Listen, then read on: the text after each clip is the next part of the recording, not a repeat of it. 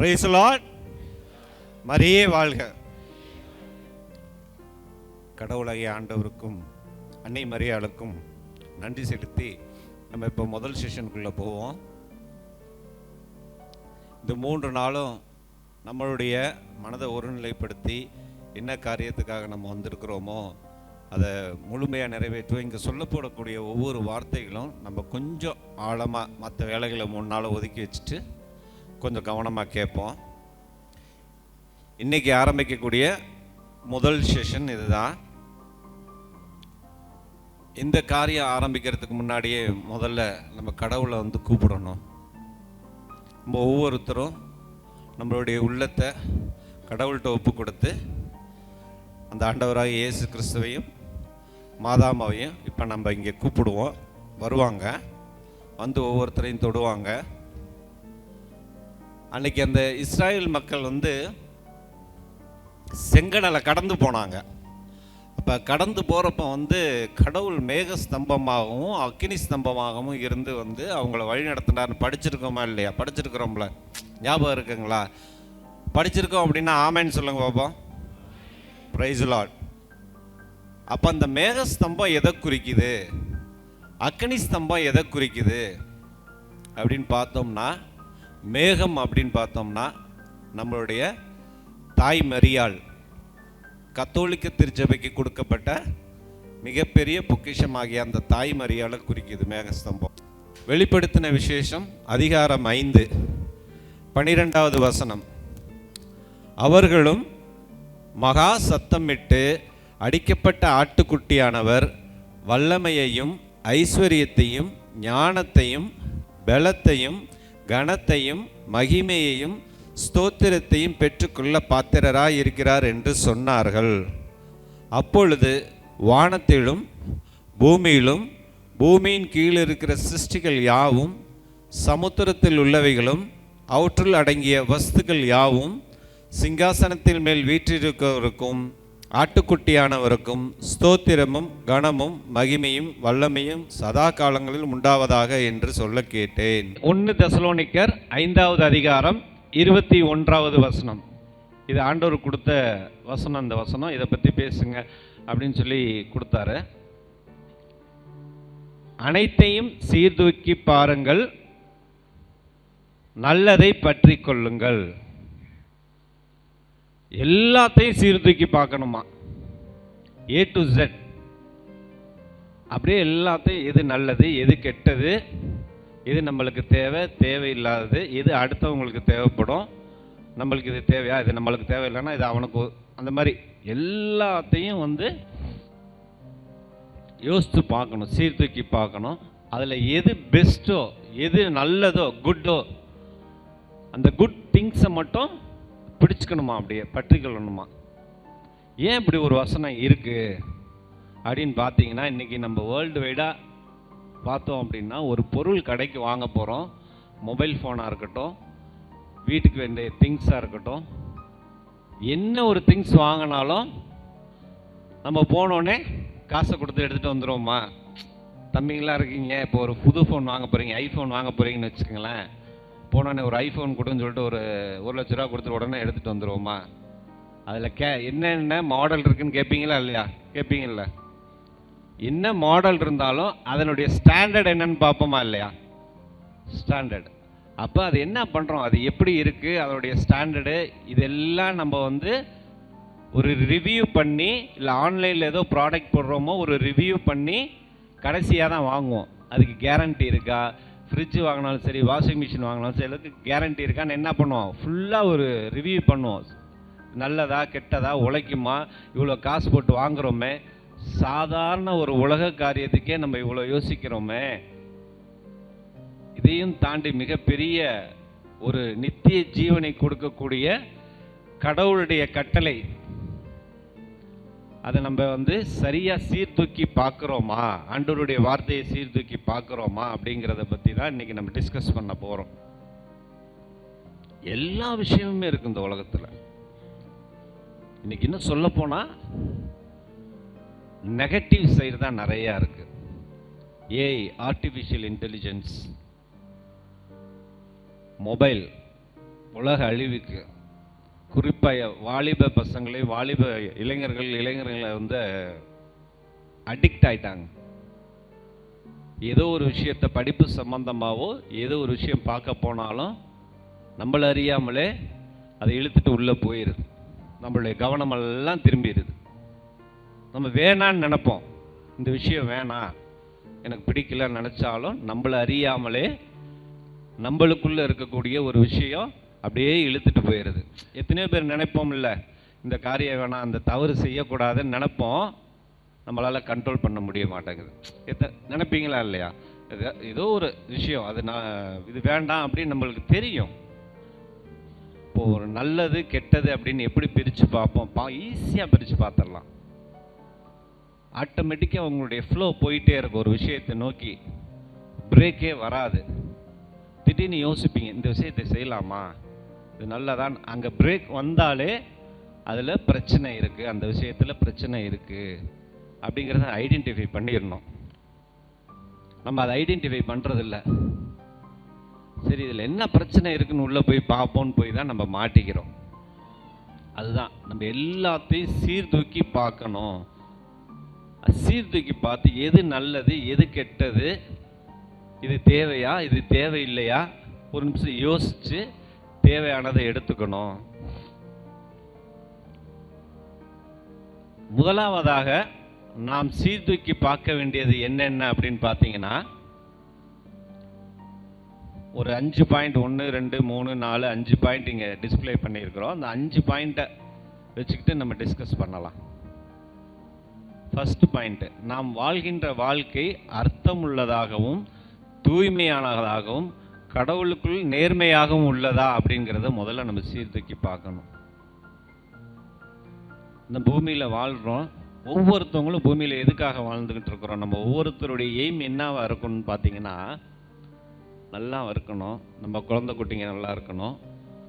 பேரண்ட்ஸ்லாம் இப்படி தான் யோசிப்பாங்க. இன்னும் தாத்தா பாட்டிங்கெல்லாம் பரவாயில்ல, பேர பிள்ளைங்க வளரணும், எல்லாரும் நல்லா இருக்கணும். மெயின் எய்ம் நம்மளுக்குள்ளே இருக்கிற எண்ணம் அதுதான். படிக்கிற பசங்க என்னன்னா, நல்லா படிக்கணும், நல்லா சம்பாதிக்கணும், நல்ல வேலைக்கு போகணும். இப்படி உலகப்பூர்வமான விஷயங்கள் மட்டுமே தான் நம்மள்கிட்ட இருக்கும் இல்லையா? நல்லா படிக்கணும், நல்லா சம்பாதிக்கணும், நல்லா இருக்கணும். ஸோ இந்த விஷயத்துக்காக நம்ம அனுதினமும் ஓடிக்கிட்டே இருக்கோம். டெய்லி இந்த அரைஜான் வயிற்று நிரப்பணுமே அப்படிங்கிறதுக்காக ஒவ்வொரு நாளும் நம்மளுக்கு விருப்பம் இருக்கோ விருப்பம் இல்லையோ ஒரு வேலை செஞ்சு சம்பாரித்து குடும்பத்தை முன்னேற்றி போகணும்னு சொல்லி ஒவ்வொரு நாளும் இப்படி ஓடிக்கிட்டே இருக்கிறோம். அப்படி அந்த வாழ்க்கை கடவுளுக்குள்ள நம்ம ஓடுற வாழ்க்கை கடவுள் ஆசீர்வதிக்கும் நம்மளுடைய வாழ்க்கை. ஒரு சில விஷயங்கள் குடும்பத்துக்காகவோ உங்களுக்காகவோ இது செஞ்சாகணும் அப்படிங்கிறதுக்கு இந்த உலக வாழ்க்கையில் ஓடிக்கிட்டு இருக்கேன்னா எப்படி ஓடிக்கிட்டு இருக்கோம்? அதை ஒவ்வொரு நாளும் நம்ம யோசித்து பார்க்கணும். இது கடவுளுடைய கட்டளைக்கு விரோதமாக நம்ம இந்த செயல்கள்லாம் செய்கிறோமா? உதாரணத்துக்கு சும்மா ஒரு சிம்பிளாக சொல்கிறேன். ஒரு கவர்மெண்ட் ஆஃபீஸர் ஏதோ ஒரு பெரிய போஸ்டிங்கில் இருக்கோம்னு வச்சுக்கோங்களேன். இல்லை பெரிய போஸ்டிங் இல்லைனாலும் சாதாரண ஒரு பியூனாக இருக்கும், கடைநிலை ஊழியராக இருக்கும், சம்பளமும் ரொம்ப கம்மி, சும்மா ஒரு 3000 ரூபா 4000 ரூபா தான் வாங்குகிறோன்னு வச்சுக்கோங்களேன். யாரோ ஒருத்தர் அவருக்கு ஒரு வேலை ஆக வேண்டும் என்று வரார் அந்த கவர்மெண்ட் ஆஃபீஸுக்கு. நம்ம குடும்பத்தை முன்னேற்றணுங்கிற ஒரு கட்டாயத்தில் இருக்கும். சரி வா, அவருக்கு சரி உனக்கு நான் இந்த ஃபைலை முடிச்சு விட்டுறேன், எனக்கு ஏதாவது லஞ்சம் ஏதாவது ஒரு கிஃப்டாக எனக்கு வேணும்னு சொல்லி அவர்கிட்ட காசு வாங்குறது. ஆனால் உள்ள நம்ம என்ன யோசிப்போம், நம்ம குடும்பத்தை காப்பாற்றணும், வேறு வழி இல்லை, வருமானமும் கம்மி, இப்படி ஏதாவது வருமானம் சம்பாதிச்சாதான் நம்ம குடும்பத்தை காப்பாற்ற முடியும்னு சொல்லிட்டு சூழ்நிலைகளால் கட்டப்பட்டு நம்ம போய் பணம் வாங்கிடுறோம். இது கடவுளுடைய கட்டளைக்கு விரோதமானதா இல்லையா? சொல்லுங்க பார்ப்போம். விரோதமானது அப்படின்னா ஆமேன்னு சொல்லுங்க பார்ப்போம். Praise the Lord. சரி, ஏன் நம்ம அந்த சூழ்நிலைக்குள்ள முதல்ல போனோம்? நம்மளால ஏன் முடியல? ஏன் இவ்வளோ வறுமை? இவ்வளோ வறுமையில் ஏன் நம்ம இருக்கிறோம்? நம்ம குடும்பத்தை காப்பாற்ற முடியலையே. நான் ஒவ்வொரு நாளும் கோயிலுக்கு போகிறேனே, நிறைய கொஸ்டின் இருக்கும் நம்மளுக்குள்ள. நிறைய கொஸ்டின் இருக்கும். இதுக்கெல்லாம் ஆண்டவர்கிட்ட பதில் இருக்கும். ஒவ்வொருத்தர் கேட்குற கேள்விக்கு ஆண்டவர் பதில் வச்சுருப்பார். நீங்கள் கேட்டிங்கன்னா சொல்லுவார். ஆனால் நம்ம ஆண்டவர்கிட்டருந்து ரிசீவ் பண்ணக்கூடிய கெப்பாசிட்டி இல்லை. செல்ஃபோன் கால் வருது, அந்த டவர் ஃப்ரீக்குவன்சி இருந்தால் தானே நம்மளால் பேச முடியும். டவர் இல்லைன்னா பேச முடியாதுல, கட் ஆயிடும்ல. அப்போ அந்த கடவுளுடைய ஃப்ரீக்குவன்சிக்கு நம்ம போயிடணும், வெறுத்தரணும் எல்லாத்தையுமே, உலக வாழ்க்கை எல்லாத்தையுமே. ரெண்டாவது பாயிண்ட் பாருங்க, எல்லாவற்றிற்கும் மேலாக நாம் கடவுளை அன்பு செய்கின்றோமா? இது மிகப்பெரிய கொஸ்டின் மார்க். எல்லாத்துக்கும் மேலாக நம்ம அதிகமாக நேசிக்கக்கூடிய இந்த பணத்தை விட, நம்ம பிள்ளைங்களை விட, நம்ம பெற்றோர்களை விட கடவுளை அதிகமாக நேசிக்கிறோமா? ஏன்னா ஆண்டவர் சொல்லியிருக்கிறார்ல, என்னை விட தன் தாயும் தந்தையும் நேசிக்கிறவன் எனக்கு ஏற்றவன் அல்லன்னு சொல்லியிருக்கிறாரு. அது எப்படி? அப்போ குழந்தைங்க அப்பா அம்மாலாம் நடுத்தருவில் விட்டுட்டு ஓடிடலாமா? அவர் அந்த அர்த்தத்தில் சொல்லலை. கடவுள் பேசியிருக்க வார்த்தைகள் அனைத்துமே இந்த உலகத்துக்கும் அவருக்கு சம்பந்தமே இல்லை, மறைபொருளாக தான் பேசியிருக்கிறார். யோவான் 17வது அதிகாரத்தை எடுத்து ஃபுல்லாக ஒவ்வொருத்தரும் வீட்டுக்கு போனப்போ இல்லை ஃப்ரீயாக இருக்கப்போ எடுத்து படித்து பாருங்களேன். மிகப்பெரிய ரகசியம் அதில் மறைஞ்சிருக்கு. நம்ம கிறிஸ்தவர்களாக இருக்கிறோம், நம்மளுடைய ஃபெய்த்து செத்தா பரலோகம் போயிடுவோம். நம்மளுடைய கத்தோலிக்க திருச்சபையில் சொல்லி கொடுத்த ஃபெய்த்து நம்புகிறோம், விசுவசிக்கிறோம், செத்தா பரலோகம் போவோம். கரெக்ட். எப்படி போவோம்? நம்மளுடைய வாழ்க்கை முறைகள் எப்படி இருக்கு? அந்த யோவான் 17வது அதிகாரத்தில் படித்து பாருங்க. என்ன எப்படிலாம் வரும் வசனம்னா, ஆண்டவராக இயேசு கிறிஸ்து பிதாவாகிய கடவுளை பார்த்து மன்றாடுவார். நீர் எனக்கு தந்தவைகள் யாரும் கெட்டு போகாதபடிக்கு நான் அவர்களுக்கு உங்களுடைய நாமத்தை அறிக்கையிட்டிருக்கேன். ஒரு சில பேரை இயேசு கிறிஸ்துக்கு கொடுத்துருக்கிறாராம் பிதாவானவர். எல்லாரும் இல்லை. நல்லா நல்லா படிச்சு பாருங்க. அதை இந்த உலகத்தில் இருக்கக்கூடிய எல்லாரும் இல்லை. நல்லா இன்னைக்கு தெளிவாக தெரிஞ்சுக்குங்க. எல்லாரும் பரலோகம் போயிடலாம். எப்படி எல்லாரும் போக முடியும்? பைபிள் வசனம் தெளிவாக சொல்லுது. அவருக்குன்னு ஒரு பீப்புள், குரூப் ஆஃப் பீப்புள் இருக்காங்க. அவங்களுக்காக அந்த நித்திய ஜீவனை கொடுக்கும் பொருட்டு அவர் ரத்தம் சிந்தி இருக்கிறார். அதிலே சொல்லியிருப்பார், நான் உலகத்திற்காக வேண்டிக் கொள்ளாமல் நீர் எம்மிடம் ஒப்படைத்தவர்களுக்காக நான் வேண்டிக் கொள்கிறேன். அவர் யாருக்காக வேண்டலையா? உலகத்துக்காகலாம் அவர் வேண்டவே இல்லை. பூமிக்கு எனக்கு பணம் வேணும், பொருள் வேணும், அதெல்லாம் இல்லை. அவர் வந்தார், 3 வருஷம்தாங்க, 3-3.5 வருஷம்தான். உலகத்தையே, பரலோகத்தை பற்றி உலகத்தில் விதைச்சிட்டு போயிட்டார். எவ்வளோ அருமையாக செஞ்சுருக்கார் பாருங்கள். இதில் மிகப்பெரிய விஷயம் அடங்கியிருக்கு. திருப்பி திருப்பி படித்து பாருங்கள். அதை ஆண்டவரோட உட்கார்ந்து கேளுங்க, என்ன சொல்லப்பட்டிருக்குது இதில். உலகத்திற்காக நான் வேண்டிக் கொள்ளவில்லைன்னு தெளிவாகவே போட்டிருக்கும் அதில், அந்த வசனத்தில். அவர் உலகத்துக்காக வரவே இல்லை. இழந்து போனதை தேடி மீட்கவே வந்தேன். வசனம் படிச்சிருக்கோமா இல்லையா? படிச்சிருக்கோம்ல, ஞாபகம் இருக்குங்களா? அவர் எதை இழந்தாரோ அவர்களை மட்டும் தேடி இழந்தார். இப்போ இதெல்லாம் கோரிலேட்டட் பண்ணி பார்க்குறப்ப நம்மளுக்கு என்ன தோணுது? நம்மளுக்கும் கடவுளுக்கும் ஏற்கனவே ஏதோ ஒரு பந்தம் இருக்குது. இழந்து போயிட்டேன், அதை தேடி வந்தேன்னு சொன்னார்ல. நம்ம ஒரு பொருளை தேடுறோம் அப்படின்னா, நம்மள்கிட்ட பொருள் தொலைஞ்சு போனால் தானே அதை தேடி போவோம். இல்லைன்னா சும்மா தேடி போவோமா? ஏதோ நம்ம ஒரு பொருள் வச்சுருக்குறோம், அந்த பொருள் தொலைஞ்சு போச்சு, அதை தேடி கண்டுபிடிப்போமா இல்லையா? கண்டுபிடிச்சு சந்தோஷப்படுவோமா இல்லையா? அது மாதிரி தான் இயேசுநாதர் அவர்கிட்ட இருந்த பொருளை தொலைஞ்சு போன பொருளை தேடி வந்திருக்கிறாரு. அந்த தொலைந்து போன ஆடுகள்லாம் நம்ம தான். அந்த கேட்டகரிக்குள்ளே நம்ம போயிடணும். அவருடைய ஆடுகளாக மாறி உள்ளே போனாதான் பரலோகத்துக்கு போக முடியும். இல்லைன்னா போக முடியாது, எல்லாராலையும் போக முடியாது. நிதர்சனமான உண்மை. அந்த யோவான் 17 நல்லா படித்து பாருங்கள். எல்லாராலையும் போக முடியும்னா ஒரு பெரிய கொஸ்டின் மார்க் தான். அவருடையவர்கள் மட்டும்தான் போக முடியும். அந்த அவருடையவர்கள் எப்படிப்பட்டவர்கள்னா, நம்ம அந்த கேட்டகரிக்குள்ளே போயிடணும். எப்படி போயிடணும்? நம்மளுடைய வாழ்க்கை முறையை மாற்றி போயிட வேண்டியதான். நமக்கு அடுத்திருப்பவர்கள் மீது அன்பு செய்கின்றோமா? அதுக்கு முன்னாடி மனம் திரும்புதலையும் பாவ மன்னிப்பையும் நாம் முழுமையாக ஏற்றுக்கொண்டு இருக்கிறோமா? இந்த பாயிண்ட் மிக முக்கியமான பாயிண்ட்டு. கடவுளுக்குள்ளே நம்ம வாழ்கிறதுக்கு இதுதான் மிக முக்கியமானது. மனம் திரும்புதலையும் பாவ மன்னிப்பையும் முழுமையாக ஏற்றுக்கணும். நமக்கு அடுத்திருப்பவர்கள் மீது அன்பு செய்கின்றோமான நம்மளை ஒரு தாட்டி சீர்தூக்கி பார்க்கணும். கடவுளின் ஆவியை பெற்றிருக்கிறோமா அப்படிங்கிறதையும் பற்றி பார்ப்போம். ஃபஸ்ட்டு, எல்லாவற்றிற்கு மேலாக நாம் கடவுளை அன்பு செய்கின்றோமா? வசனத்தை பாருங்களேன். அனைத்திற்கும் மேலாக அவரது ஆட்சியையும் அவருக்கு ஏற்புடையவற்றையும் நாடுங்கள், அப்பொழுது இவை அனைத்தும் உங்களுக்கு சேர்த்து கொடுக்கப்படும் அப்படின்னு ஒரு வசனம் மத்தேயு 6வது அதிகாரம் 33வது வசனம் சொல்லுது. இது நம்ம கத்தோலிக்க வெர்ஷன். இதுக்கு முன்னாடி, அதாவது ஆரம்பத்தில் பைபிள் எழுதியிருப்பாங்க இல்லையா, அதில் ஒரு வசனம் இருக்குது. அதை படிக்கிறேன், எப்படி இருக்குன்னு சும்மா தெரிஞ்சுக்கிறதுக்காக படிக்கிறேன். முதலாவது, கடவுளுடைய ராஜ்யத்தையும் அவருடைய நீதியையும் தேடுங்கள்.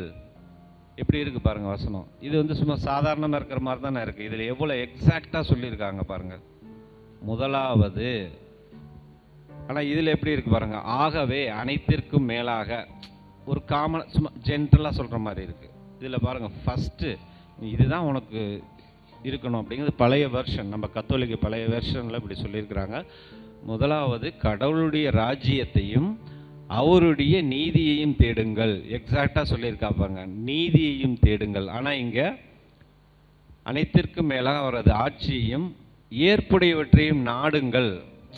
அவருக்கு ஏற்புடையவற்றுன்னா நல்ல விஷயங்கள் கடவுளுக்கு பிடிக்கும் அப்படின்னு நம்ம ஜென்ரலாக யோசிச்சுட்டு போயிடுவோமா இல்லையா? அவருக்கு ஏற்புடையதுன்னா நம்ம நல்ல பிள்ளையாக வாழணும், எந்த தவறும் பண்ணக்கூடாது அப்படின்னு ஜென்ரலாக சொல்லிட்டு போயிடுவோம். ஆனால் பழைய வெர்ஷனில் எப்படி சொல்லியிருக்காங்க பாருங்கள். அவருடைய நீதியையும் தேடுங்கள். நீதினா என்ன? கடவுளுடைய கட்டளை, பரலோக ராஜ்யம். அந்த பரலோக ராஜ்யத்தை தேடுங்கள், அப்பொழுது இவைகளெல்லாம் உங்களுக்கு சேர்த்து கொடுக்கப்படும். எதெல்லாம் சேர்த்து கொடுக்கப்படும் அப்படின்னு பார்த்தீங்கன்னா, அதில் ஒரு 24வது வசனத்திலேருந்து இந்த படிச்சிங்கன்னா உங்களுக்கு நல்லாவே புரியும். அதில் என்ன போட்டிருக்கும்னா, ஆண்டவர் சொல்லுவார், ஒருத்தர் 2 எஜமானனுக்கு ஊழியம் செய்ய முடியாது. படிச்சிருக்கோமா இல்லையா? படிச்சிருக்கோம்ல. நிறையா நம்ம கோயிலில் மாசுக்கு போகிறப்ப ஃபாதர்ஸ் நற்செய்தி வாசகத்தில் வாசிப்பாங்க. இதெல்லாம் நிறையா தடவை கேட்டிருக்கோம். 2 பேர் ஒருத்தருக்கு ஊழியம் செய்ய முடியாது. ஆகையால் எதை உடுப்போம், எதை உண்போம், எதை குடிப்போம்ங்கிறதுக்காக நீங்கள் உங்கள் உயிருக்காக கவலைப்படாதீங்க. உங்கள் உயிரை விட எப்படி போட்டிருக்கோம்னாக்கா, உங்களுக்கு உணவை விட உயிரும், உடையை விட உடலும் உயர்ந்தவை அல்லவா? இப்படிலாம் இருக்கும் பார்த்தீங்களா? இவ்வளோ அதெல்லாம் சொல்லிக்கிட்டு வருவார். ஆகாயத்து பறவைகளை பாருங்கள், அவர்கள் நூற்பதும் இல்லை, அறுப்பதும் இல்லை, களஞ்சியத்தில் சேர்த்து வைப்பதும் இல்லை. இதெல்லாம் இருக்குது. அப்படியே சொல்லிக்கிட்டே வருவார். அதனால் நீங்கள் கவலைப்படாதீங்க. ஆகையால் எதை உண்போம், எதை குடிப்போம், என்னத்தை உடுப்போம் என்று கவலைப்படாதிருங்கள். இவையெல்லாம் யார் விரும்புவாங்க அப்படின்னா, பேதமை ஞானம் இல்லாதவர்கள். அவங்க தான் நாடி தேடுகிறார்கள். அப்போ இந்த உலகத்துக்குரியதெல்லாம் நீங்கள் நம்ம நம்மளுடைய நல்லா யோசித்து நம்மளுடைய அனலைஸ் பண்ணி பாருங்களேன். இது நாள் வரைக்கும் நம்ம எப்படி ஓடிட்டு இருக்கிறோம்? இந்த உலக காரியத்துக்காக தான் ஓடிட்டு இருக்கிறோம் இல்லையா? எல்லாருமே ஓடி தான் ஆகணும், வேறு வழி இல்லை. உலகத்தில் வாழ்கிறோம், நம்ம குடும்பத்தை காப்பாற்றணும், இவ்வளோ விஷயங்கள் இருக்கிறப்ப ஓடி தான் ஆகணும் கட்டாயம். ஆனால் அது எந்த லெவலில் இருக்குது? நம்ம முழுமையாக அதிலே ஃபோக்கஸ் பண்ணுறோமா? ஒரு அரசர் இருக்கான்னு வச்சுக்கோங்களேன். ஒரு சின்ன ஸ்டோரி மாதிரி சொல்கிறேன். அந்த அரசர்கிட்ட ஒருத்தன் போய் ஒரு குறிப்பிட்ட ஏரியாவை எனக்கு கொடுங்கன்னு சொல்லி கேட்குறான்னு வச்சுக்கோ. அவனுக்கு கொடுத்துட்றாரு அரசரும். இன்னொருத்தன் போயிட்டே போவானா, போய் ஒன்றுமே கேட்கவே மாட்டானா.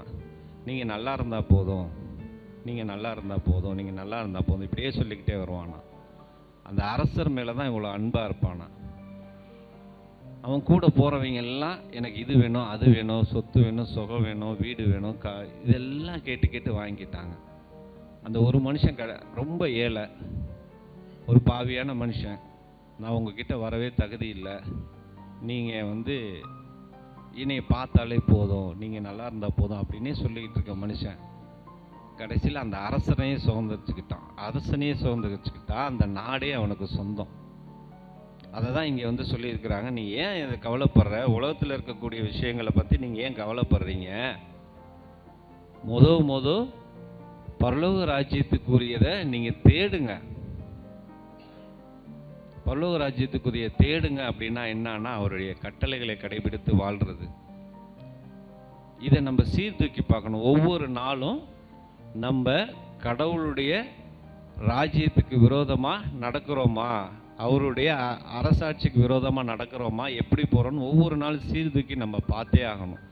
அப்போ பார்க்குறோம்னா அந்த கடவுளுடைய ராஜ்யத்தை நம்ம தேடணும், அதுக்கு அதை அட்டைன் பண்ணுறதுக்கான விஷயங்கள்லாம் நம்ம செஞ்சோம் அப்படின்னா இதெல்லாம் தூசு உங்களுக்கு ஆட்டோமேட்டிக்காக வந்துடும். வசனம் சொல்லுது, பைபிள் வசனம். எதுக்காக ஓடுறீங்களோ அதுக்காக ஓடாதீங்க, நீங்கள் என்னையை தேடுங்க, என்னுடைய வசனத்தை கடைபிடிங்க, எல்லாமே உங்களுக்கு உங்கள் பின்னாடி ஓடி வரும். நம்ம ஏன் தேடி ஓடணும்? நம்ம தேடி ஓடணும்னு அவசியமே இல்லை, அதுவே நம்மளை தேடி வரும். நம்ம விட்டுறோம். எது நம்மளுக்கு பெருசாக தெரியுதுன்னா இந்த உலகம்தான் பெருசாக தெரியுது. ஏன்னா கண்களால் எல்லாத்தையும் பார்க்குறோம், எல்லா விஷயங்களையும் நடக்கிற விஷயத்தை பார்த்து பார்த்து பார்த்து நம்ம மனம் கடினப்பட்டு, சரி ஏன் நம்ம கடவுளுடைய ராஜ்யத்தை தேடணும்னு நினைக்கிறோம், ஆனால் தேட முடியல, கட்டளை கடைபிடிக்கிறோம்னு நினைக்கிறோம், ஆனால் நடக்க முடியல. இது எல்லாம் நம்ம கட்டப்பட்டு இருக்கிறோம். ஆதி பெற்றோர்கள்ட்ட இருந்து வந்த அந்த சாபம். நம்மலாம் எப்படிப்பட்ட படைப்புகள் தெரியுமா? எவ்வளோ பெரிய படைப்புகள் தெரியுமா? தெரியாமல் நம்ம இன்னைக்கு வாழ்க்கையை தொலைச்சிட்டு உலகத்துக்குரிய இச்சை அப்படின்னா லஸ்ட் மட்டும் இல்லை, எல்லாமே எதன் மீதெல்லாம் நீங்கள் விருப்பமாக இருக்க அதெல்லாம் இச்சை. ஒரு செல்ஃபோன் வாங்கணும், ஒரு பைக் வாங்கணும், ஒரு வீடு வாங்கணும், இதெல்லாம் உங்களை தேடி வரும். எப்போ தேடி வரும்? கடவுளுடைய ராஜ்யத்தை தேடிங்க, அதெல்லாம் உங்களுக்கு பின்னாடி வரும். அப்போ அதுக்கு தேவையான விஷயத்த நம்ம செய்யணும்.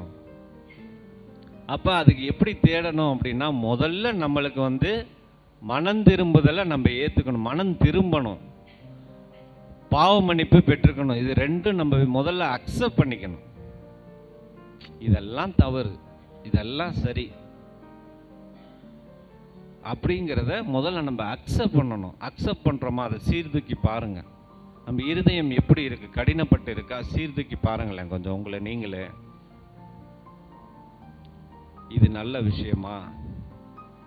அப்போ இது நாள் வரைக்கும் நான் இப்படி என்னுடைய வாழ்க்கை தவறான வழியில் போயிட்டு இருந்துச்சு, இது தவறு, நம்ம பைபிளில் சொல்லப்பட்டிருக்குது. அப்போ இதுலேருந்து இதை மனம் திரும்பணுமோ? மனம் திரும்பினால் மட்டும் பத்தாது, பாவ மன்னிப்பு பெற்றுக்கணும். அதுக்கு ஒரு உதாரணம் நம்ம பைபிளில் மகதலேன் மரியாள் இருக்காங்க. மகதலேன் மரியாள் எல்லாருக்குமே தெரியும்ல. மகதலேன் மரியாள் அவங்க இயேசுவினுடைய பெண் சீடர். அவங்களுடைய ஹிஸ்ட்ரி எல்லாருக்குமே தெரியும். அவங்க முதல்ல ஒரு தவறான வழியில் பணம் சம்பாதிக்கிற ஒரு பெண்ணாக இருந்தாங்க. அதுக்கப்புறம் இயேசுநாதரை பார்த்தோன்னே டோட்டலாக அப்படியே மாறிட்டாங்க. இந்த மனமாற்றம் எப்படி வந்துச்சு? அவங்க எதை பார்த்தாங்க? என்ன சீர்தூக்கி பார்த்தாங்க அந்த அம்மா? இயேசுநாதர் சாகிற வரைக்கும் கடைசி வரைக்கும் ஓடுறாங்க பின்னாடியே. மாதாமாவும் ஓடுறாங்க, இவங்களும் போகிறாங்க. சிலுவைக்கு அடியிலே நின்று அழுதுகிட்டு இருக்கிறாங்க. எப்பேற்பட்ட அந்த அம்மா, எப்பேற்பட்ட பாவத்தில் இருந்த அம்மா எதை சீர்தூக்கி பார்த்தாங்க? நம்ம கொஞ்சம் யோசிச்சு பார்ப்போமே. எதை கண்டுபிடிச்சாங்க அவங்க? ஏன்னா நம்ம இந்த உடல் சுகம் இந்த உலகத்தில் மற்றவங்க பாராட்டுகள் நம்மளுக்கு கிடைக்கிறதெல்லாம் நல்லா உணக்கையாக இருக்கும். நம்மளுக்கு அதை விட்டு வெளியில் வர முடியாது நம்மளால். மற்றவங்க பெருமைப்படுத்தணும். நம்ம காலேஜுக்கு போகிறப்பையோ சரி, இல்லை படிக்கிற பசங்களாக இருந்தாலும் சரி, வீட்டில் இருக்கவங்க அக்கம் பக்கத்தில் இருக்கவங்க பாராட்டணும். நம்ம அப்படியே பந்தாவை ட்ரெஸ் பண்ணிட்டு போகணும். நம்மளை பார்த்தோன்னே அந்த ஒரு பெருமை அப்படியே இருப்போம். இதெல்லாம் கரெக்டாக கொஞ்சம் சீர்தூக்கி பாருங்களேன். இந்த வசனத்தை படிப்போம். யோவான் 8வது அதிகாரம். இயேசு நிமிர்ந்து அந்த ஸ்திரீயை தவிர வேறொருவரையும் காணாமல், ஸ்திரீயே, உன்மேல் குற்றம் சாட்டினவர்கள் எங்கே? ஒருவனாகிலும் உன்னை ஆக்கினைக்குள்ளாக தீர்க்கவில்லையா என்றார். அவர் கேட்குறாரு. மகதலின் மரியம்மாள் ஒரு இதிலிருந்து பிடிபட்டுட்டாங்க. எல்லாம் யூதர்கள் எல்லாம் துரத்திட்டு வராங்க. யூத சட்டப்படி விபச்சாரத்தில் பிடிபட்டால் கல்லெறிந்து கொல்லணும், அவங்கள கொன்றணும். அதான் அவங்களுடைய சட்டம். அப்போ துரத்திக்கிட்டு வரப்ப ஆண்டவராக இயேசு கிறிஸ்துட்ட வராங்க. இப்போ ஆண்டவர் சொல்கிறாரு, முதலில் உங்கள்கிட்ட என்ன சொல்கிறாரு? கேட்கல, சத்தமாக சொல்லுங்க பாப்பா.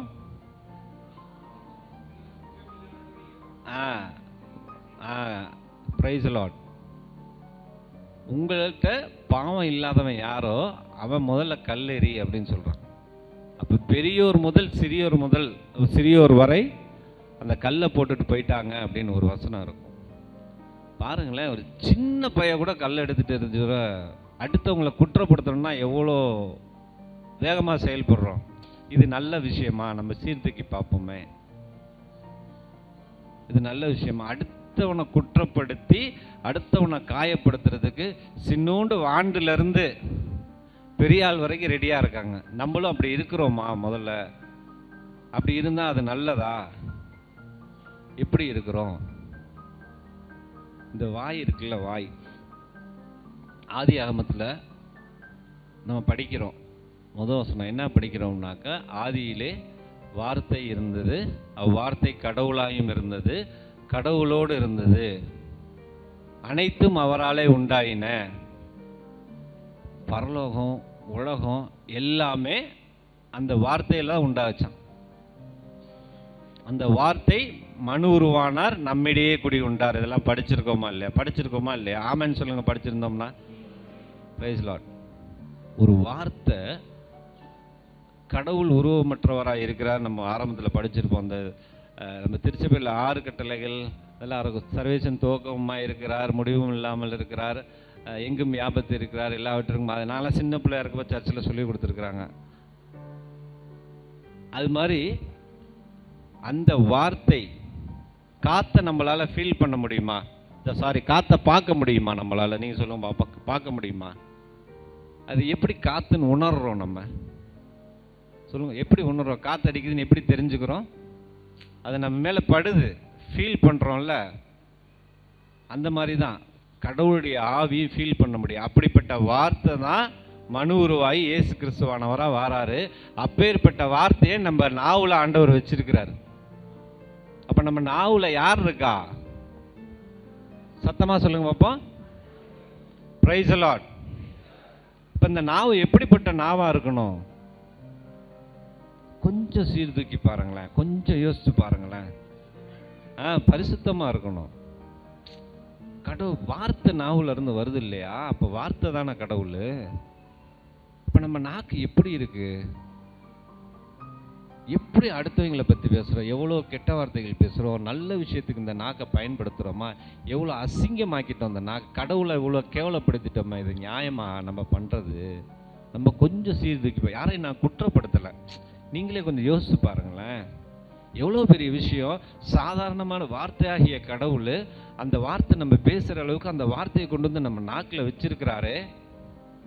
இந்த நாக்கை நம்ம என்ன விஷயத்துக்கு பயன்படுத்திக்கிட்டு இருக்கிறோம்? அடுத்தவனை திட்டுறதுக்கும் சபிக்கிறதுக்கும் அசிங்கமான விஷயங்களுக்கும் தான் இந்த நாக்கை நம்ம பயன்படுத்திக்கிட்டு இருந்திருக்கிறோமா? ஐயோ பரவாயில்ல, பிரச்சனை இல்லை.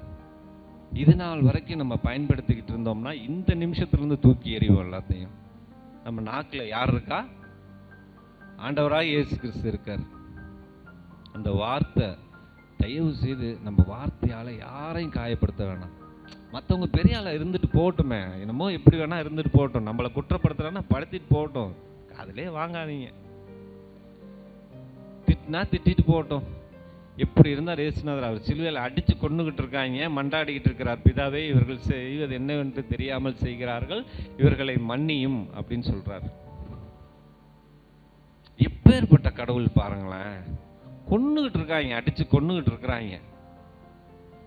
சொல்ற வார்த்தை.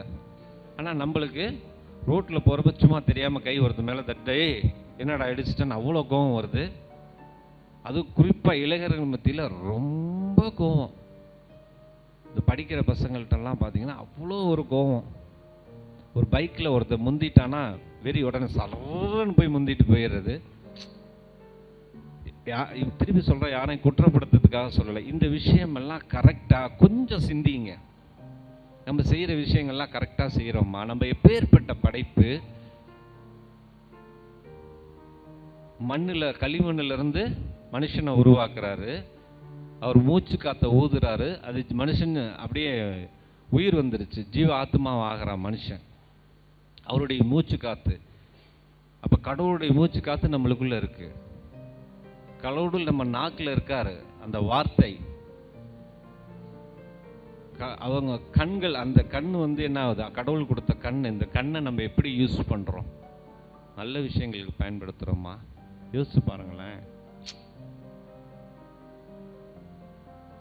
நீங்களே உங்களே அப்படியே சீர்தூக்கி பாருங்க. நம்ம எப்படி இருக்கிறோம்? நம்மளுடைய அவயங்கள்லாம் எப்படி யூஸ் பண்றோம்? கரெக்டா யூஸ் பண்றோமா? இப்படிப்பட்ட படைப்பு நம்ம. விழா எலும்புலேருந்து ஒரு மனுஷியை படைக்கிறாங்க. மனுஷனை மண்ணிலேருந்து படைக்கிறாரு. ஏன் பெண்ணை விழா எலும்புலேருந்து படைக்கிறாரு? என்னைக்காவது நம்ம யோசிச்சு பார்த்துருக்கோமா? காரணம் என்ன தெரியுமா? நம்மள்ட்ட இருக்க ஒரு மைனஸ் பாயிண்ட்டு. பிற சபையை சேர்ந்தவங்களாம் ஏன் அவ்வளோ வெறித்தனமாக இருக்காங்க? நல்லா புரிஞ்சுக்கோங்க. மாதாமாவை என்றைக்குமே தயவு செய்து விட்டுறாதீங்க. கத்தோலிக்க திருச்சபைக்கு கிடைக்கப்பட்ட மிகப்பெரிய பொக்கிஷம் மாதாம்மா. அவங்க மிகப்பெரிய மறைபொருள். எல்லாராலையும் அவங்க வெளிப்படுத்த மாட்டார் கடவுள் அவங்கள பற்றி. அதனால தான் ஒரு சில குரூப் ஆஃப் பீப்புளால் மாதாமாவை ஏற்றுக்க முடியல. அவங்களுடைய சந்ததியார்கள் மட்டும்தான் அவங்கள ஏற்றுக்க முடியும். எல்லாராலையும் ஏற்றுக்க முடியாது. மிகப்பெரிய மறைபொருள் அம்மா. படிச்சு பாருங்க பைபிள். இதெல்லாம் நம்மளுக்கு லேக் ஆகிறது எந்த இடம்? கொஞ்சம் சீர்தூக்கி பாருங்க. நம்ம பைபிள் படிக்கிறது இல்லை, கரெக்டாக பைபிள் படிக்கிறது இல்லை. படித்தாலும் வேகமாக போகிறோம். இங்கே இருக்க இத்தனை பசங்க இருக்கீங்களா? டெய்லி நான் ஒரு அதிகாரமாக இல்லை, ஒரு அதிகாரம் வேண்டாம், ஒரு வசனமாவது டெய்லி படிச்சிடறேன்னு சொல்கிறவங்க மட்டும் கை தூக்குங்க பார்ப்போம். பார்த்தீங்களா நம்மளுடைய நிலைமை எப்படி இருக்குது?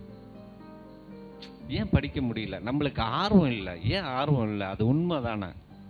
நம்ம எப்பேற்பட்ட படைப்பு. கடவுளுடைய வார்த்தை, கடவுள் நம்ம நாக்கில் இருக்காரு. நம்மளுக்கு ஆர்வம் வரமாட்டேங்குது. ஏன் வரமாட்டேங்குது? இன்னைக்காவது யோசித்து பார்த்துருப்போமா? சிந்திச்சு பார்த்துருப்போமா? இப்போ நம்ம எதனால் கட்டப்பட்டு இருக்கிறோம்? நம்மளுடைய சிந்தனைகள்லாம் ஏன் இப்படி கட்டப்பட்டிருக்கு? கடவுள் தம் சாயலாக மனிதனை படைத்தார். ஆமாவா இல்லையா? ஆமேன்னு சொல்லுங்க பார்ப்போம். அப்ப கடவுளுடைய குணலட்சணங்கள் நம்மள்ட்ட இருக்கணுமா இல்லையா? கடவுள் பாவம் செய்வாரா?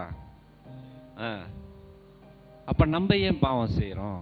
இப்ப நம்ம எதை இழந்துட்டோம்? கடவுளுடைய சாயலை இழந்துட்டோம். எப்படி இழந்தோம்?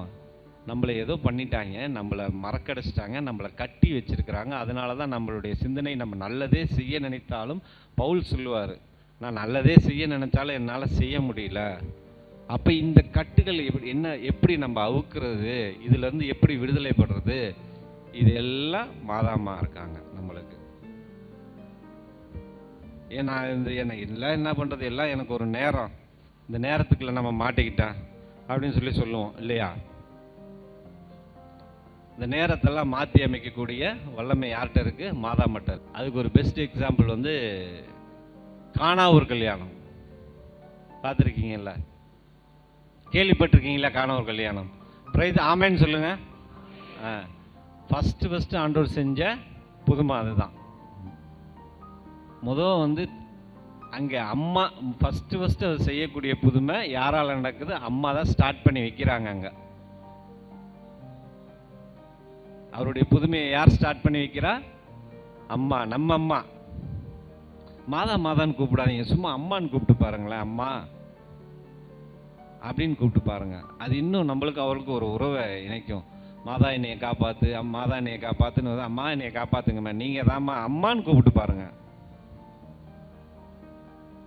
அங்க அம்மா போய் கேட்குறாங்க ஆண்டவர்கிட்ட, இந்த மாதிரி ரசம் தீர்ந்து போச்சு, என்ன பண்ணலான்னா, எனக்கு டைம் இல்லை, ஒவ்வொன்றுக்கும் செய்கிறதுக்கு ஒரு வேலை இருக்குது, நேரம் இருக்குது, ஆளாக இருக்குது, என்னால் இப்போ செய்ய முடியாது அப்படிங்கிறாங்க. என்ன பெரிய நேரங்காலம், பொல்லாத நேரங்காலம் நான் பார்க்காததா? சீடர்களை கூப்பிட்றாங்க, போய் உடனே அவர் சொல்கிறதெல்லாம் செய்யுங்க அப்படிங்கிறாங்க. போய் செய்கிறாங்க, முடிஞ்சு திராட்சரசம் ரெடி ஆயிடுச்சு. அதுதான் நம்ம இன்னைக்கு பண்ணணும். ஆண்டவர் சொல்கிறத நம்ம செஞ்சோம்னா இந்த நேரங்காலம் இதெல்லாம் நம்மளால் ஒன்றும் பண்ண முடியாது. இந்த குறி கேட்குறது, இந்த அவன் செய்வினை செஞ்சுட்டான், இவன் செய்வினை செஞ்சுட்டான், என்னன்னு தெரியல. எங்கள் வீட்டில் வரிசையாக ஒவ்வொருத்தருக்கும் அடி விழுந்துக்கிட்டே இருக்குது, ஒவ்வொருத்தருக்காக உடம்பு முடியாமல் போயிடுது, எனக்கு வருமானம் வரமாட்டேங்குது, பிஸ்னஸில் லாஸ் ஆயிடுச்சு, எனக்கு நேரமே சரியில்லை. இந்த நேரம், இந்த காலம், இதெல்லாம் மாற்றி அமைக்கக்கூடிய வல்லமை யார்கிட்ட இருக்குது? மாதாமாட்ட இருக்குது. பிடிச்சிக்கங்க, அவங்கள விட்டுறாதீங்க. நம்மளுக்கு தெரியல, உண்மையிலே தெரியல, தெரியாமல் தான் நம்ம வெளியில் போய் ஜோசியம் கேட்க போகிறோம், ஒரு குறி கேட்க போகிறோம், ஏதாவது ஒன்று பண்ணுறோம். இதை பார்ப்போம் வசனத்தை. இயேசு நிமிர்ந்த அந்த ஸ்திரீயை தவிர வேறொருவரையும் காணாமல், ஸ்திரீயே உன்மேல் குற்றம் சாட்டினவர்கள் எங்கே? ஒருவனாகிலும் உன்னை ஆக்கினைக்கு தீர்க்கவில்லையா என்றார். அதற்கு அவள், இல்லை ஆண்டவரே என்றாள்.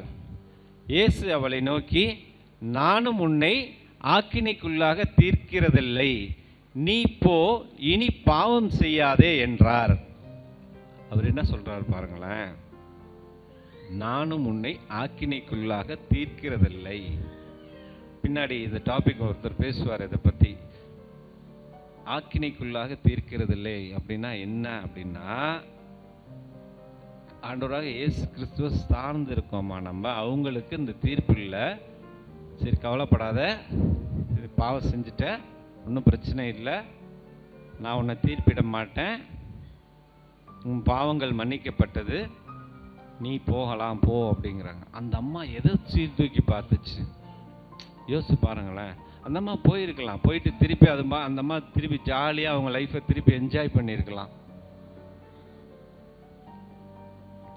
அவங்க அப்படி ஜாலியாக என்ஜாய் பண்ணியிருக்கலாமா இல்லையா சொல்லுங்க? அவங்க ஏன் திருப்பி போகாமல், அவர் சொல்கிறார் நீ போ அப்படிங்கிறாரு, ஆனால் அந்த அம்மா போகல, ஏசுநாதர் பின்னாடியே தொடர்ந்து போனாங்க. அவங்க எந்த வார்த்தையை சீர்தூக்கி பார்த்துருப்பாங்க யோசித்து பாருங்க கொஞ்சம். அவர் ஒரு வார்த்தை தான் சொன்னார், இனி பாவம் செய்யாத போ. ஆனால் அந்த அம்மா போகலைங்க, அவர் பின்னாடியே ஓடிட்டு போயிருக்கிறாங்க. இந்த அம்மா ஆண்டவருடைய சொன்ன வார்த்தை, இனி பாவம் செய்யாதே அப்படின்னாரு. நம்மளால் அது செய்யாமல் இருக்க முடியல. இன்னைக்கு குறிப்பாக இளைஞர்கள் மத்தியில் அதை ரொம்ப கண்ட்ரோலாக பண்ண முடியல, கஷ்டமாக தான் இருக்குது. காரணம், நம்மளை சுற்றி இருக்கக்கூடிய சூழ்நிலைகள். எதிரி நம்ம ஃபோன் தான். தயவுசெய்து இளைஞர்கள்ட்ட சொல்கிறேன், நீங்கள் ஃபோன் யூஸ் பண்ணுறத அவாய்ட் பண்ணுங்கள், தேவையான நேரத்தில் யூஸ் பண்ணுங்கள். திருப்பி சொல்கிறேன், நம்மளுடைய உடல் அவயங்கள்லாம் பார்த்தீங்கன்னா கிறிஸ்துவனுடைய அவயங்களாக இருக்குது. நம்மளுடைய பார்வை எப்படி இருக்குது, நம்மளுடைய பேச்சு எப்படி இருக்குது, இந்த நாக்கு எப்படி இருக்குது, இந்த கை ஜாயிண்ட் இருக்கு இல்லையா, அது மூணு மடிப்பு வருது இல்லையா, 3 மடிப்பாக இல்லாமல் ஸ்ட்ரெயிட்டாக இருந்தால் நான் எப்படி திங்ஸை ஹோல்ட் பண்ண முடியும்? இந்த கட்டவரல் இல்லைன்னா திங்ஸை ஹோல்ட் பண்ண முடியுமா? இந்த கையால் எல்லாத்தையும் எடுக்க முடியுமா? எப்படி படைச்சிருக்கிறாரு பாருங்க கடவுள் நம்மளை. யோசிச்சு பாருங்க. ஜஸ்ட் 2 கண் இருக்கு, 2 லென்ஸ், 2 கண்ணுலையும் 2 கேமரா இருக்கு. ஒரு ஃபோன் இருந்துச்சுன்னா 2 கேமராவை எடுத்து ஃபோட்டோ எடுங்களேன், 2 படம் கிடைக்குமா இல்லையா? தம்பி நீங்கள் சொல்லுங்களேன், 2 படம் கிடைக்குமா கிடைக்காது? 2. இப்போ நம்ம 2 லென்ஸ் இருக்குல்ல நம்மளுக்கு, இது ஒரு சைடு, இது ஒரு சைடு, 2 தெரியணுமா இல்லையா? ஏன் ஒன்றா தெரியுது? எப்படி தெரியுது ஒன்றா? எதை ஃபோக்கஸ் பண்ணுது? எவ்வளோ அருமையாக படைச்சிருக்கிறாரு பாருங்களேன் நம்மளை. ஆனால் நம்ம இந்த கண்ணை எதுக்கு பயன்படுத்துகிறோம்? நல்ல விஷயத்துக்கு பயன்படுத்துகிறோமா? இதை கொஞ்சம் சீர்தூக்கி பாருங்களேன். அவர் முள்முடி வைக்கிறாங்க இல்லையா, எல்லாருக்குமே தெரியும் ஏசுனாருக்கு முள்முடி சுமந்தாரா இல்லையா? முள்முடி மாட்டினாங்களா இல்லையா? மாட்டினாங்கல்ல. அப்போ ஒரு முள்முடி என்ன ஆயிடுச்சா, இந்த இடம் இருக்கு இல்லையா, இந்த இடத்துல குத்து கண்ணில் கிழிச்சிருந்துச்சா. இவ்வளோ பெரிய முள் நம்மளால் தாங்க முடியுமா? சாதாரண நடந்து போகிறப்ப காலில் முள் குத்திட்டுன்னு ஐயோ முள் குத்திருச்சு, நம்ம தான் போய் வச்சுட்டோம். ஆனால் என்ன சொல்கிறோம்? ஐயோ முள் குத்திருச்சு அப்படிங்கிறோம். இவ்வளோ பெரிய முள்ளுங்க, சாதாரண முள்ளா. அப்போ இந்த இடத்துல குத்தி கண்ணுக்குள்ளே வந்துருச்சான். ஏன் அதை அவர் அனுபவிக்கணும்? அவ்வளோ கொடிய வேதனையை. நம்ம கண்கள் தூய்மையாக இருக்கா அன்னைக்கு யோசிச்சு பார்ப்போமே. கொஞ்சம் சீர்தூக்கி பாருங்க.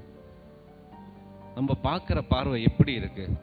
அடுத்தவனுடைய வளர்ச்சியில் நம்ம பொறாமப்படுறோமா? இவன் வீடு கட்டிட்டானே, இவன் கார் வாங்கிட்டானே, அப்படி கண்ணை உயர்த்தி பார்க்குறது. அப்படியா, இவ்வளோ பணம் வச்சிருக்கிறானா?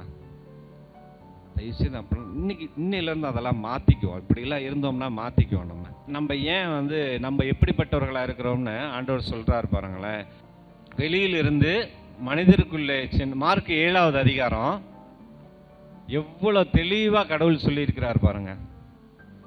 நம்ம எப்படிப்பட்டவர்கள் அப்படின்னு. வெளியிலிருந்து மனிதருக்குள்ளே சென்று அவர்களை தீட்டுப்படுத்தக்கூடியது ஒன்றுமில்லை. அப்போ என்ன ஆகும்னா, வெளியிலிருந்து உள்ளே போய் நம்ம சாப்பிட்ற பொருள் எதுவாக இருந்தாலும் நம்மளுக்கு உண்மையாகாது. இன்றைக்கி ஃபுட் ஹேபிட் எப்படி இருக்குது, நம்மளுக்கு எவ்வளோ மோசமாயிருச்சு, எவ்வளோ சைடு எஃபெக்ட் வருது. சுகர் வந்துருச்சு, ப்ரெஷர் வந்துருச்சு, எல்லாம் வந்துருச்சு. எல்லாம் நம்ம ஃபுட் ஹேபிட்டுன்னு இன்றைக்கி டாக்டர் சொல்கிறாங்களா இல்லையா? இங்கே ஆனால் வசனம் எப்படி சொல்லுது? வெளியிலிருந்து மனிதனுக்குள்ளே சென்று அவர்களை தீட்டுப்படுத்தக்கூடியது ஒன்றும் இல்லை. அதுக்கு காரணம் யார்? நோய் வர்றதுக்கு காரணம் யார்? நம்ம தான். நம்மளுடைய எண்ணம் தான். மனிதருக்கு உள்ளே இருந்து வெளியே வருபவை அவர்களை தீட்டுப்படுத்தும். அப்போ நம்ம உள்ளத்தில் இருக்க எண்ணம் தான் நம்மளை தீட்டுப்படுத்துதான், நம்மளை மாற்றுதான். வெளியிலேருந்து எதுவும் நம்மளுக்கு பிரச்சனை இல்லை. பிரச்சனை எங்கே இருக்கு? நம்மள்கிட்ட இருக்கு. அப்போ அந்த யார் சரி பண்ணணும்? அதை நம்ம தான் சரி பண்ணணும். உள்ளதான் இருக்கு பிரச்சனை. அந்த பிரச்சனையை பார்த்து தூக்கி எறிஞ்சிட்டோம்னா சரியாயிரும். அது என்னென்ன பிரச்சனைங்கிறது பின்னாடி சொல்றாங்க பாருங்க. ஏனெனில் மனித உள்ளத்திலிருந்தே பரத்தமை. எவ்வளோ ஒரு கேவலமான செயல். உள்ளத்திலிருந்து தான் அந்த தவறான கண்ணோட்டம், தவறான செயல் வருது. வெளியிலேருந்தெல்லாம் எங்கேயும் இல்லைப்பா, உங்கள்கிட்ட இருந்து தான் வருது. களவு, அடுத்தவன் பொருளுக்கு ஆசைப்படுறது, கொலை எப்படி நடக்குதுன்னா அப்படி ஒரு செகண்ட் தான். அந்த கோவத்தின் உச்சக்கட்டத்தில் போனால் ஏதாவது ஒன்று அடிச்சிடறோம், ஏதாவது ஒரு எமோஷனில் பண்ணிடுறோம், கீழே தள்ளி விட்டுறோம், இல்லை அடிச்சிடுறாங்க, கத்தியில் குத்திடுறாங்க. அந்த ஒரு செகண்ட் உச்சக்கட்ட கோபம் கொலை பண்ண வச்சிருது. விபச்சாரம் எல்லாருக்கும் தெரியும். பேராசை பார்த்தீங்களா? பேராசைங்கிறது கடவுள் வெறுக்கிறாரு. வீடு வாங்கணும், ஒரு பைக் வாங்கணும், நல்ல பெரிய ரேஸ் பைக் வாங்கணும், வாங்கிட்டு அப்படியே சுற்றணும், பெரிய ஆசை.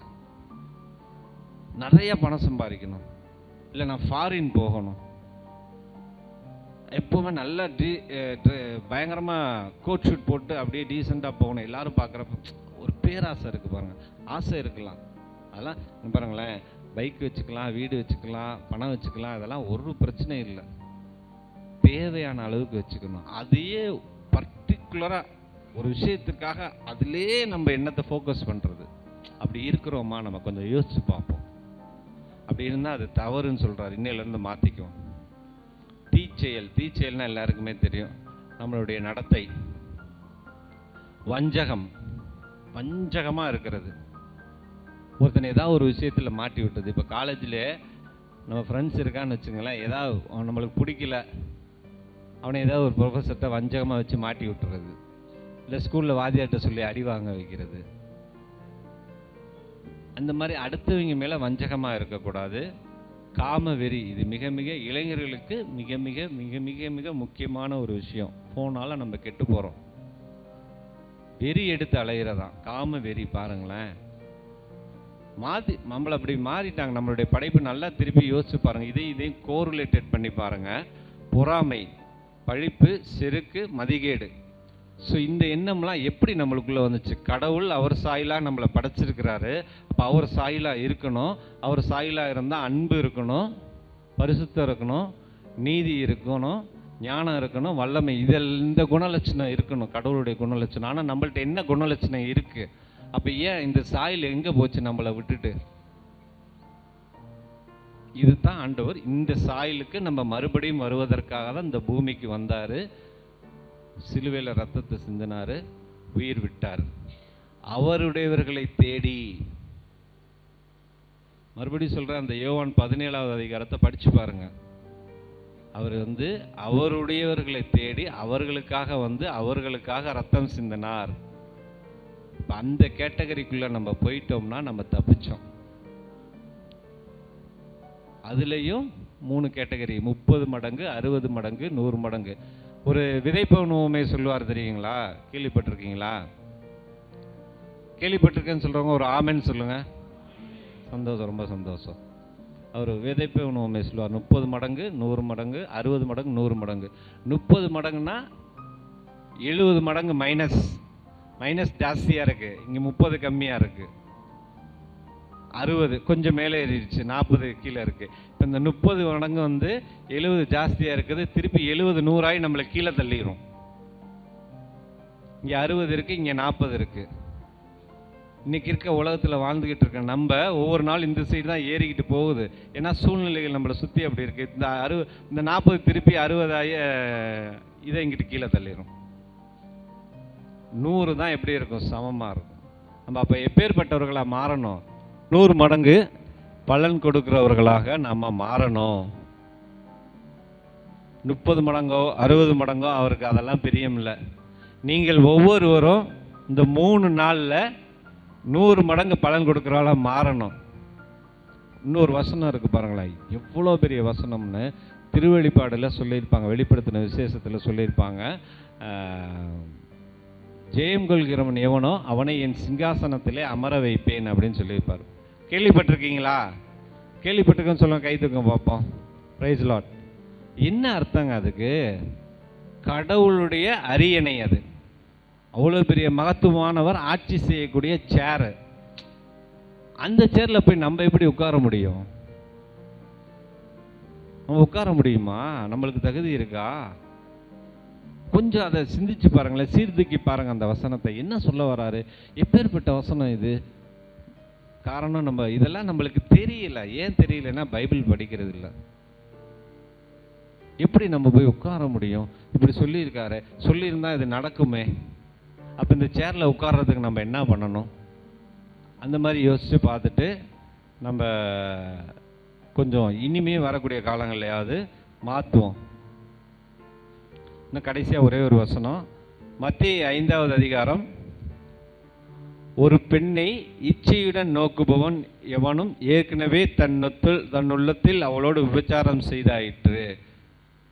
இளைஞர்களுக்கு தான் இந்த வசனம் முக்கியமாக நல்லா கவனிச்சு பாருங்க. ஒரு பெண்ணை இச்சையுடன் நோக்குபவன் எவனும், தவறான கண்ணோட்டத்தில் நீ பார்த்தாலே உள்ளத்தில் விபச்சாரம் செய்வதாயிற்று. அப்போ உள்ள எவ்வளோ கேவலமாக தீட்டுப்பட்டு போயிடுது பாருங்க.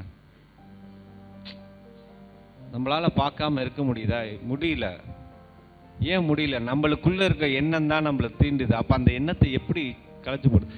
நம்ம வீட்டில் நம்ம அக்கா தங்கச்சிகளோட அம்மா எல்லாம் இருக்காங்க, லேடிஸ் இருக்காங்க. அவங்கள இது மாதிரி யாராவது தவறாக பார்த்தா நம்ம விட்டுருவோமா? எல்லார்ட்டையுமே தான் கேட்குறேன், விட்டுருவோமா? சரி சரி அப்படின்னு சந்தோஷமாக இருந்துருவோமா? அப்போ அது நம்ம தப்பை பண்ணலாமா? நம்ம அதை சீர்தூக்கி பாருங்கள். இது செய்யலாமா செய்யக்கூடாதுன்னு. அடுத்தவனுக்கு ஒரு நியாயம், நம்மளுக்கு ஒரு நியாயமா? நம்ம உள்ள எப்படி இருக்கு?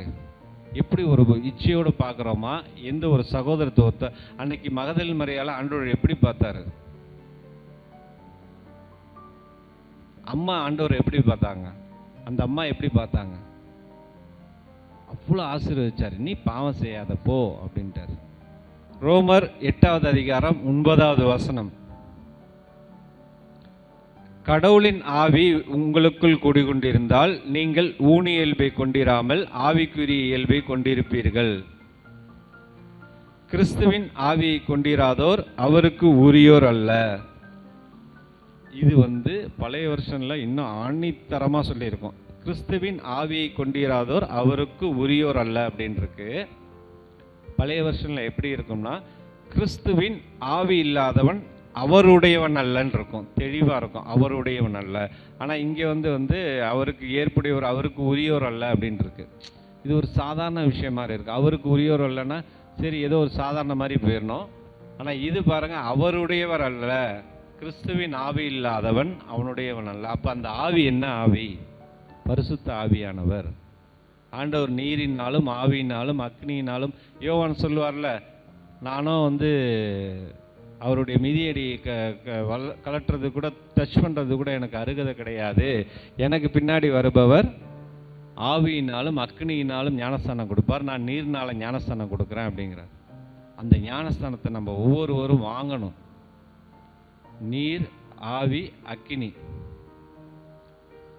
இந்த 3 இதனுடைய ரிசம்பிளன்ஸாக தான் நம்ம கத்தோலிக்க திருச்சபையில் பேப்டிசம் வச்சுருக்காங்க. ஃபாதர் நம்மளை குழந்தைய தண்ணியில் தலையில் கழுவாங்க பார்த்தீங்களா, நெத்தியில் சிலுவை அடையாளம் வரைவாங்க, இந்த உச்சந்தலையில் சிலுவை, இதெல்லாம் வந்து சும்மா சாதாரண விஷயம் இல்லை. கத்தோலிக்க திருச்சபைனா சும்மா சாதாரண விஷயம்னு நினச்சிங்களா? இல்லை. ஆனால் இன்றைக்கி நிறைய பேர் தெரியாமல் மாறி போயிடுறாங்க, பின்னாடி டினாமினேஷனுக்கு போயிடுறாங்க. அவ்வளோ விஷயங்களும் பார்த்து நம்ம கத்தோலிக்க திருச்சபையில் செஞ்சு வச்சுருக்கிறாங்க. ஸோ அப்போ இந்த ஆவி இல்லாதவன் அவருடையவன் அல்ல. அப்போ ஆண்டவருடைய ஆவி இல்லாதனால தான் நம்மளுக்குடைய இவ்வளோ விஷயங்கள் நடக்குது. பொறாமப்படுறோம், இச்சையோடு பார்க்குறோம், ஒரு பர்டிகுலர் திங்ஸோட தேடுறோம், பேராசை, நம்மளால் நல்லது செய்ய நினச்சாலும் செய்ய முடியல. அப்போ இந்த ஆவியை நம்ம பெற்றுக்கணும். அப்படி அந்த ஆவியை பெற்றுக்கிட்டாதான், பரிசுத்த ஆவியானவரை பெற்றுக்கிட்டாதான் இந்த மாதிரி விஷயங்கள்லேருந்து நம்ம மாற முடியும். இந்த கடவுளை வச்சுருக்க இந்த நாக்கு நல்ல நாக்காக இருக்க முடியும், கடவுள் கொடுத்துருக்க இந்த கண்ணு நல்ல சிந்தனையாக பார்க்க முடியும். அப்போ அந்த ஒரு கடவுளுடைய ஆவி கட்டாயம் வேணும். அப்படி இருந்தால் தான் இந்த விஷயங்களை நம்ம பண்ண முடியாது, பண்ணாமல் தவிர்த்துக்கலாம். நம்ம யோசிப்போம்ல, நல்லது நினைக்காலும் என்னால் இருக்க முடியல, நான் பாவம் பண்ணக்கூடாதுன்னு தான் நினைக்கிறேன். நிறைய பேர் சொல்லுவாங்க, நான் பாவம் பண்ணக்கூடாதுன்னு நினைக்கிறேன், ஆனால் மீண்டும் மீண்டும் மீண்டும் அதிலே என்ன போகுது? அப்போ கடவுளுடைய ஆவியானவர் உங்கள்கிட்ட வந்துட்டாருன்னா அந்த எண்ணத்தில் நீங்கள் ரிலீவ் ஆகிடுவீங்க. அந்த ஆவியானவரை எப்படி பெற்றுக்கிறதுன்னு முதல்ல தேடுங்க. அதான் முதலாவது தேவனுடைய கடவுளுடைய ராஜ்யத்தையும் அவருடைய நீதியையும் தேடணும். பைபிள் டெய்லி வாசிங்க, நீதிமொழிகள்லாம் படிங்க. கடவுள் உங்களை டைரெக்டாக பேசுகிற மாதிரி இருக்கும், அருமையாக இருக்கும் நீதிமொழிகள்லாம். சங்கீதத்தை எடுத்து வாசிங்க. தயவு செய்து பசங்க, உங்கள் இளைஞர்கள் உங்கள்கிட்ட தான் இன்னிலேருந்து நம்ம அதுக்கு தான் ஆரம்பத்தில் கேட்டேன், எத்தனை பேர் டெய்லி ஒரு வசனமாவது படிக்கிறேன். நம்ம பாருங்கள் எந்த நிலைமையில் இருக்கோம், நம்ம கொஸ்டின் மார்க், நம்மளை யோசிச்சு பாருங்களேன். அதான் சீர்தூக்கி பாருங்கள் உங்களையே. நீங்கள் கடவுளுடைய வார்த்தை நம்மளால் படிக்க முடியல, அந்த கடவுளுடைய வார்த்தையை நம்ம நாக்கில் வச்சுருக்கிறாரு, கடவுளை வச்சுருக்கிறார். நம்ம எப்படிப்பட்ட ஒரு கேரக்டராக இருக்கிறோம், அவர் பாடுகளை நினைக்கிறோமா, தியானிக்கிறோமான்னு கொஞ்சம் யோசிச்சு பாருங்கள். சுத்தமாக நம்ம அதெல்லாம் யோசிக்கிறது இல்லை, கடவுளை பற்றி யோசிக்கிறதே கிடையாது. நம்மளுடைய மைண்ட் அப்படி கரப்ட் ஆயிடுச்சு. இறுதியாக பிலிப்பியர் 4:8, இறுதியாக சகோதர சகோதரிகளே, உண்மையானவை எவையோ, கண்ணியமானவை எவையோ, நேர்மையானவை எவையோ, தூய்மையானவை எவையோ, விரும்பத்தக்கவை எவையோ, பாராட்டுதற்குரியவை எவையோ, நற்பண்புடையவை எவையோ, போற்றுதற்குரியவை எவையோ, அவையே மனத்தில் இருத்துங்கள். இந்த வசனத்தை நல்லா கவனித்து பார்த்துக்கோங்க. உண்மைனா கடவுளுடைய சத்தியம். அவர் கட்டளையை பாரு. எத்தனை பேருக்கு 10 கட்டளை தெரியும்? வாழ்த்துக்கள், சந்தோஷம். ஏன்னா இல்லை இது யாரை குற்றப்படுத்துக்காக கேட்கல, எனக்கு 10 கட்டளையும் தெரியாது அப்படிங்கிறவங்க மட்டும் கை தூக்குங்க பார்ப்போம். சும்மா தூக்குங்க. அதெல்லாம் யாரும் எல்லாருக்கும் எல்லாம் தெரிஞ்சுதா சொல்லுங்கள்? எல்லாரும் அப்படியே பெரிய கிடையாது. உண்மையில் பிரைஸ் லார்ட். அவ்வளோ இதுதான் அந்த இதை ஏற்றுக்கிறோம் பார்த்தீங்களா? என்கிட்ட தவறு இருக்குன்னு நம்ம அந்த தவறை உணர்ந்து இதுதான் சீர்தூக்கி பார்க்கறது. நம்ம இருப்போம், இன்னும் நிறைய பேர் அந்த 10 கட்டளை தெரியாமல் இருப்போம். ஆனால் அந்த ஒரு 2-3 பேர் தூக்குனாம பார்த்தீங்களா, இன்றைக்கி அவங்க உண்மையில் அவங்கள சீர்தூக்கி பார்த்துருக்குறாங்க.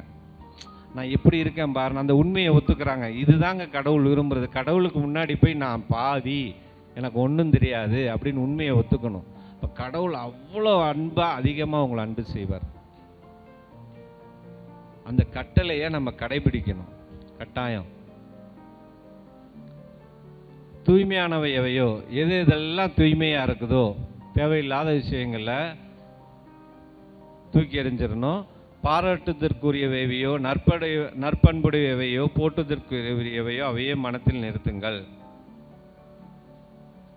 நீங்கள் என்னிடம் கற்றுக்கொண்டவை, என் வழியாய் பெற்றுக்கொண்டவை, என்னிடம் கேட்டறிந்தவை, என் வாழ்வில் நீங்கள் கண்டுணர்ந்தவை யாவற்றையும் கடைபிடியுங்கள். அப்போது அமைதியை அருளும் கடவுள் உங்களோடு இருப்பார். இப்போ ஆண்டவர் நம்மளுக்கு ரோல் மாடல் யாருன்னா ஜீசஸ் கிரைஸ்ட் தான். அவர்கிட்ட பார்த்துக்கிட்டது நல்லா யோசிச்சு பாருங்களேன். 3 வருஷத்தில் அவர் எவ்வளோ பெரிய காரியங்களை செஞ்சுருக்கிறாரு. இன்னொரு ஒரு விஷயம் சொல்லணும்னு நினச்சேன், மறந்துட்டேன், சாரி. இதை மட்டும் சொல்லி முடிச்சுக்கலாம் சீக்கிரம், ஏன்னா டைம் ஆயிடுச்சு. பெரும்பாடுள்ள பெண் படிச்சிருக்கோமா இல்லையா? 12 வருஷம். பிரைஸ் லார்ட் சொல்லுங்க பார்ப்போம். அந்த 12 வருஷமா அந்த அம்மாவுக்கு அந்த ப்ராப்ளம் இருந்திருக்கு. உதிரப்போக்கு போய்கிட்டே இருந்திருக்கு. தன்னுடைய சொத்து எல்லாத்தையும் அந்த அம்மா போய் விற்கிறாங்க. பெரிய பெரிய டாக்டர்ஸ், பெரிய பெரிய மருத்துவங்களை போய் பார்க்குறாங்க. அந்த அம்மா ஒன்றுமே சரியாகலை, ஒன்றுமே சரியாகலை. 12 வருஷம். இது எதை குறிக்குது? நம்ம என்னைக்காவது யோசிச்சிருக்கோமா? அந்த அதிகாரத்தை படித்து பார்த்தீங்கன்னா அடுத்து 12 வயது சிறுமி அப்படின்னு வரும். ஏன் 12 சொல்கிறாங்க? இதெல்லாம் நிறைய, அதான் சொல்கிறேன், நம்ம பைபிளை படிக்கணும். படித்தாதான் நிறையா அதில் விஷயங்கள் நிறைய உள்ளுக்குள்ளே மறைஞ்சிருக்கு. இதெல்லாம் வெளிப்படுத்துறதுக்காக யாருக்கு வெளிப்படுத்தணும் அப்படின்னா, இந்த யோவான் 17 சொல்லப்பட்டுச்சுல, கடவுளுக்குரியவர்கள் இயேசு கிறிஸ்துக்குன்னு ஒரு சில பேரை பிதாவானவர் கொடுத்துருக்கிறாராம். அவங்களுக்கு மட்டும்தான் வெளிப்படுத்தணும்னு இந்த பைபிளில் மறைச்சு எழுதி வச்சிருக்கிறாங்க ஆண்டவர். எல்லாம் ஓமையாக தான் சொல்லுவாங்க. அதுமாரி சீடர்கிட்ட சொல்லுவாங்க, உங்களுக்கு மற்றவங்களுக்குலாம் இது புரியக்கூடாது, உங்களுக்கும் இது வேணும் தெரியப்படுத்தணுங்கிறதுக்காகவே நான் சொல்கிறேன் அப்படின்னு சொல்லி ஆண்டவர் சொல்லியிருப்பார் ஒரு இடத்துல. அந்த மக்களாக நம்ம மாறிட்டோம்னு வச்சுக்கோங்களேன், சூப்பராக இருக்கும். பைபிள் ஃபுல்லாக எல்லாமே மறைச்சு தான் எழுதப்பட்டு, அதுக்கும் உலகத்துக்கும் சம்மந்தமே இல்லை. ஸோ அந்த அம்மா 12 வருஷமாக அவ்வளோ செலவு பண்ணி ஒன்றும் ஆகலை. ஒரு சின்ன விசுவாசங்க, எவ்வளோ பெரிய ஒரு சின்ன விசுவாசம் தான். அந்த போய் அந்த ட்ரெஸ்ஸை தொட்டால் அவர் என்ன, மற்ற பேர் சொல்லுவாங்க, நீங்கள் வாங்க குணமாக்குங்க, எத்தனை என் வீட்டில் திமிர்வாதக்காரன் இருக்கான், கூரையை பிச்சுக்கிட்டு திமிர்வாதக்காரனை உள்ளே இறக்குறாங்க. அவ்வளோ விசுவாசம் எல்லாத்துக்கும். எல்லா இடத்துலையும் இவர் போய் செய்கிறாரு. ஆனால் இந்த அம்மா, அவர் என்னை பார்க்குறதுக்கு நான் தகுதி இல்லை, அவர் என்னை குணப்படுத்த தகுதி இல்லை, ஆனால் இவ்வளோ செய்கிறார் அந்த மனுஷன். அந்த மனுஷனுடைய ஒரு ட்ரெஸ்ஸில் ஒரு ஓரத்தை இப்படி தொட்டாலே நான் குணப்பட்டுருக்கேன் அப்படின்னு விசுவாசங்க. அது விசுவாசம் எவ்வளோ பெரிய விசுவாசம். போய் அந்த அம்மா தொடுறாங்க, குணமாயிடுச்சு. ஆனால் ஆண்டவர் பார்க்கல. அவர் என்ன கேள்வி கேட்குறாரு? உடனே என்ன கேள்வி கேட்குறாரு? யார் என்னை தொட்டது? அங்கே தாங்க கடவுளுடைய ஆவி செயல்படுது. அவர்கிட்ட இருக்க நம்ம விசுவாசத்தில் அவர்கிட்ட இருக்க வல்லமை அவர் அறியாமலே செயல்பட்டுருச்சு. புரியுதுங்களா? இருந்து வல்லமை வெளிப்பட்டுச்சு. அப்போ இது ஏதோ நடந்திருக்கணுமே, யாருமா அப்படின்னு கேட்குறாரு. அவர் செய்யல, அதுதான் கடவுளுடைய ஆவி. எப்பேற்பட்ட ஆவி பாருங்க. அந்த விசுவாசத்தினால அந்த ஆவியே செயல்பட்டு அவர்கிட்ட இருந்த அந்த ஆவி அந்த அம்மாவை குணமாக்குது. நம்மளுடைய விசுவாசம் எப்படி இருக்கு? அதை ஒரு நிமிஷம் சீர்தூக்கி பாருங்களேன். உடம்பு சரியில்லைனே ஒரு கோயிலுக்கு போய் இந்த கயிறை லெஃப்ட் ஹேண்ட்லேயே ரைட் ஹேண்ட்ல கயிறை கட்டு, இல்லை ஒரு தாயத்தை கழுத்தில் வாங்கி கட்டு, கருப்பு கயிறை வாங்கி கட்டு. கடவுள் மேலே நம்ம விசுவாசம் வைக்கிறோமா? ஒரு சின்ன தாயத்துக்கு கொடுக்குற மதிப்பை கடவுளுக்கு நம்ம கொடுக்குறோமா? ஒரு சின்ன கயிறு கட்டுறதுக்கு கடவுளுக்கு மதிப்பு கொடுக்குறோமா? ஏன் மாதாமாவால் செய்ய முடியாதா? மாதாமா திருவிழாவுக்கு 10,000 பேர், லட்சக்கணக்கான பேர் நடந்து போகிறாங்க. ஏன் அவங்களாம் விசுவாசம் இல்லாமல் நடந்து போகிறாங்க, நடக்காமல்? யோசிச்சு பாருங்க. ஏன் தாங்க உடம்ப வருத்திக்கிட்டு போகிறாங்க? ஒரு விசுவாசம், ஒரு நம்பிக்கை. இந்த அம்மாட்ட போனால் நடக்கும். நம்மளோட நம்பிக்கையெல்லாம் எங்கே போச்சு? விசுவாசமெல்லாம் எங்கே போச்சு? கரெக்டாக இருக்கா? அதை கொஞ்சம் சீர்தூக்கி பாருங்க. ஓடுறோம் ஏதாவது உடனே பிள்ளைங்களுக்கு உடம்பு, நம்ம பாசம், நம்ம பெற்ற பிள்ளைங்க மேலே நம்மளுக்கு பாசம் இருக்கும், இதெல்லாம் இருக்குது. அதனால் அக்கம் பக்கத்தில் சொன்னோன்னே கேட்டுட்டு ஏதாவது ஒரு இடத்துக்கு கூட்டிகிட்டு போய் ஒரு கயிறு போட்டு விட்டுறது, கழுத்தில் தாயத்து போட்டு விட்டுறது, இடுப்பில் தாயத்து போட்டு விட்டுறது, இல்லை காலில் ஒரு வளையம் போட்டு விட்டுறது. ஒரு உலகத்தை படைத்த வார்த்தையானவருக்கு நம்ம விசுவாசிக்க மாட்டோம். ஒரு சாதாரண இந்த கயிறு மேலே தாயத்து மேலே நம்பிக்கை வச்சுருக்கோம். இது நியாயமா? கொஞ்சம் யோசிச்சு பாருங்க. இப்போ கடவுள் எவ்வளோ வருத்தப்படுவார். உயிரை கொடுத்துருக்குறாருங்க நம்மளுக்காக. உயிரை கொடுத்த கடவுளுக்கு நம்பாமல் எங்கெங்கேயோ ஓடுறோம். எகிப்தில் இருக்க மக்கள் மாதிரி தான் நம்மளும் இருக்கோம். இஸ்ரேல் மக்கள் எகிப்தில் அடிமைத்தனத்திலேருந்து மீட்டு கூட்டிகிட்டு வந்தார் ஆண்டவர் மோசே வழியா. திருப்பி கன்றுனால ஒரு தங்கத்தில் ஒரு கன்றுக்குட்டி செஞ்சு இதான் எங்கள் கடவுள்னு கும்பிடுவாங்க. அப்படிப்பட்ட மக்களாக நம்ம இருக்கக்கூடாது. ஒவ்வொரு நாளும் அதான் சீர்தூக்கி பாருங்க, உங்க வாழ்க்கையை ஒவ்வொரு நாளும் சீர்தூக்கி பாருங்க. எப்படி இருக்கும், யார் மேல விசுவாசம் வச்சிருக்கிறோம், ஏன் கடவுளாட செய்ய முடியல? விசுவாசத்தினால் நீதிமான் பிழைப்பான், என்மேல் விசுவாசம் கொள்வான் இறப்பினும் வாழ்வான். அது என்னங்க, செத்தாலும் அவன் வாழ்வான். செத்துட்டா வாழ்க்கையை முடிஞ்சு போச்சா? அதுக்கப்புறம் அவன் உயிரோட இருக்கும் ஒருத்தர் செத்துட்டான்னா முடிஞ்சு, அவ்வளோதான். அதுக்கப்புறம் அவன் எப்படி வாழ்வான்? இறப்பினும் வாழ்வான்னு சொல்லியிருக்கிறாரு. அப்போ என்ன அர்த்தம் அதுக்கு? என்னைக்காவது நம்ம யோசித்து பார்த்துருக்கோமா? அது என்ன வாழ்க்கை? செத்தாலும் உயிர் வாழ்றோன்னு சொல்லி விசுவாசம், கடுகளவு நீங்கள் விசுவாசம் வச்சுருந்தீங்கன்னா இந்த மலையை பெயர்ந்து அங்கே போன்னு சொல்லுங்கள், அது பெயர்ந்து போகும். அப்போ நம்ம சொன்னால் போகணுமா இல்லையா? மலையை, ஒரு மலையை பார்த்து பெயர்ந்து போனால் போகணும். ஏன் போக மாட்டேங்குது? நம்மள்ட்ட அந்த விசுவாசம் இல்லை. இறப்பினும் வாழ்வான், அது எதை குறிக்குது? என் மேல் விசுவாசம் கொள்பவன் இறப்பினும் வாழ்வான். மெட்டீரியல் டெத் உண்டு, கட்டாயம். இந்த உலகத்தில் வாழ்கிற ஒவ்வொரு மனுஷனும் இறந்து தான் ஆகணும். Material death. 1 கொரிந்தியர் 15வது அதிகாரத்தை எடுத்து படித்து பாருங்க, அதில் சொல்லியிருப்பார் பவுல் இதை பற்றி. நான் இப்போ எப்படி இருக்கோங்கிறது நம்மளுக்கு தெரியல, ஆனால் அவர் வெளிப்படும் போது நாம் இருக்கிற வண்ணமாகவே அவரை போலவே அதை தெளிவாக சொல்லியிருப்பார். இப்போ அவர் இருக்கும் வண்ணமாக அவரை தரிசிப்போம். முதலாவது அவருடையவர்கள் எந்திரிப்பார்கள், பின்னர் அவனவன் தன் வரிசையில் உயிர்ப்பிக்கப்படுவான். அப்படிலாம் இருக்கும். நம்ம மாறுவோமா இறந்ததுக்கப்புறம். அடுத்து அதுக்கு தான் பெஸ்ட் எக்ஸாம்பிள் இந்த மகதலேன் மரியாள் பார்த்தோம் இல்லையா? ஆண்டவர் இறந்ததுக்கப்புறம் யாருக்கு முத காட்சி கொடுக்குறாரு? மகதலேன் மரியாளுக்கு. அந்த அம்மாவுக்கு எவ்வளோ பெரிய கிஃப்ட் பாருங்க. எல்லாத்தையும் தூக்கி எறிஞ்சிட்டு பின்னாடியே போயிட்டாங்க. நீ போன்னு தான் சொன்னார். அந்த அம்மா, நீங்கள் தான் வேணும், எனக்கு உங்களுடைய வார்த்தை தான் வேணும். மனம் திரும்பினாங்க. இயேசுநாதர் உயிர்த்ததுக்கப்புறம் பார்த்தோன்னே பயந்தாங்களாம். ஏன்னா அவருடைய உருவம் மாறிடுச்சு. அப்படி தானே எடுக்க முடியும். ஏற்கனவே இயேசுநாதரோட இருந்தவங்க, இயேசுநாதரை பார்த்தவங்க திருப்பி வந்தால் எப்படி பயப்படுவாங்க? பயப்படுவாங்களா? பயப்பட மாட்டாங்கல்ல. இது அதான் இறந்ததுக்கப்புறம் நம்ம மெட்டீரியல் டெத்துன்னு ஒன்று இருக்குது. அந்த மெட்டீரியல் டெத்து எல்லாரும் அட்டைன் பண்ணி தான் ஆகணும். அப்போ தான் பரலோகம் போக முடியும். அதுக்கப்புறம் உள்ள வாழ்வு, 2வது மரணம்னு ஒன்று இருக்குது. அந்த மரணம் தான் நித்திய மரணத்துக்கு போகும். அதுலேருந்து எஸ்கேப் ஆயிடணும். நம்மளை கடவுள் எப்படி படைச்சாரோ அவரை போலவே படைச்சிருக்கிறான்னு பார்க்குறோம். அதே மாதிரி நம்ம அவர் சாயலா மாதிரி அவரோட போயிடணும். ஜெயங்கொள்கிறவன் எவனோ அவனை என் சிங்காசனத்தில் அமர வைப்பேன்ற வார்த்தையை நம்ம ஃபாலோ பண்ணி அவரோடு போய் உட்கார்ந்துடணும். அவரோட சிங்காசனத்தில் உட்காரணும். அப்போ அதுக்கு நம்ம என்ன பண்ணணுமோ அந்த விஷயங்களை ஒவ்வொரு நாளும் சீர்தூக்கி பார்த்து கொஞ்சம் நம்ம ஃபாலோ பண்ணுவோம். கொஞ்சம் யோசிச்சு பாருங்கள், இது நாள் வரைக்கும் நம்ம எப்படி இருந்தோம், நம்மளுடைய வாழ்க்கை எப்படி இருந்துச்சு, நம்மளோட சிந்தனை கரெக்டாக இருந்துச்சா, அடுத்தவங்களை அன்பு செஞ்சோமா, எப்படி இருந்தோம், அடுத்தவங்களை அன்பு செய்ய முடியலையே, ஏன் முடியல, என்னால் பொறாமப்பட்டோமே, இதெல்லாம் இருந்தால் சீர்தூக்கி பார்த்து இன்றைக்கி எல்லாத்தையும் விட்டுருங்க. நம்மளுடைய வாழ்க்கையை யோசிச்சு பாருங்கள், கொஞ்சம் யோசிச்சு பாருங்கள். ஒவ்வொரு நாளும் இந்த ஃபோனில் யூஸ் பண்ணி எவ்வளோ விஷயங்கள், தவறான விஷயங்களை பார்க்குறோம். நல்ல விஷயத்துக்கு யூஸ் பண்ணுறோமா? சிந்தனை எப்படி இருக்குது, கண்கள் எப்படி இருக்குது, இதெல்லாம் நினச்சி ஆண்டவர்கிட்ட மன்னிப்பு கேட்போம். முக்கியமான விஷயம் கிறிஸ்துவின் ஆவி இல்லாதவன் அவருடையவன் அல்ல. ரோமர் 8வது அதிகாரம் 9வது வசனம். அந்த ஆவியை ஒவ்வொருத்தரும் நிச்சயமாக பெற்றுக்கிட்டாதான் நீங்கள் கடவுளுடைய ராஜ்யத்துக்குள்ளே போக முடியும். இல்லைன்னா போக முடியாது, போகவே முடியாது. எல்லாருக்காகவும் ஆண்டவர் வரல. அவருடையவர்கள்லாம் நீங்கள் அவருடைய ஆவியை வாங்கிக்கணும். அப்போ நம்ம பரலோகம் போகணும்னா கடவுளுடைய ஆவி இருக்கணும், பரிசுத்த ஆவியானவர் நம்ம வாங்கிக்கணும். அதை வாங்கிக்கிட்டால் தான் நம்ம போக முடியும். அப்போ பரிசுத்த ஆவியானவர் வாங்கணும்னா முதல்ல நம்ம பாவமன்னிப்பு பெற்றுக்கணும், முதல்ல மனம் மாறணும்.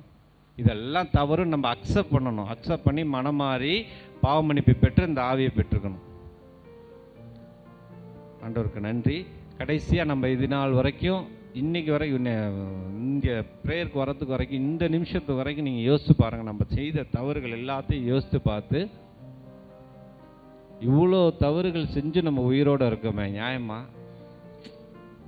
நம்மளாம் எவ்வளோ நல்லவங்க, நம்ம செய்கிற அநியாயத்துக்கெல்லாம் நம்ம நேரம் உயிரோடு இருக்க முடியுமா? பழைய ஏற்பாடு படி கடவுள் நியாயம் விசாரித்தாருன்னா நம்மளால் உயிரோடு இருக்க முடியுமா? இருக்கவே முடியாது யாராலையும். ஆனால் இன்னைக்கு இருக்கோம்னா இயேசு கிறிஸ்துனுடைய அதீத அன்பு, அவர் மட்டும் சிலுவையை தொடலை, முடிஞ்சு நம்ம கதை. அவர் அந்த சிலுவை பாடுகளை நம்மளும் கொஞ்சம் நினச்சி கொஞ்சம் மன்னிப்பு கேட்போம். அதனால் இது வரைக்கும் இந்த கடந்து வந்த பாதையை யோசித்து பாருங்கள். இவ்வளோ அநியாயம் பண்ணியிருக்கோம், இவ்வளோ தவறு பண்ணியிருக்கோம், இவ்வளோ தப்பு பண்ணியிருக்கோம், இருந்தாலும் கடவுள் நம்மளை பத்திரமா இது வரைக்கும் கூட்டிகிட்டு வந்திருக்கிறாரு. எந்த ஒரு சூழ்நிலை இல்லாமல் நம்மளுக்கு அதை யோசிக்க மாட்டேங்கிறோம். ஏன்னா ஃபோக்கஸ் எல்லாம் வேர்ல்டை நோக்கியே தான் இருக்குது, அதை விட்டு மூடி வர முடியல.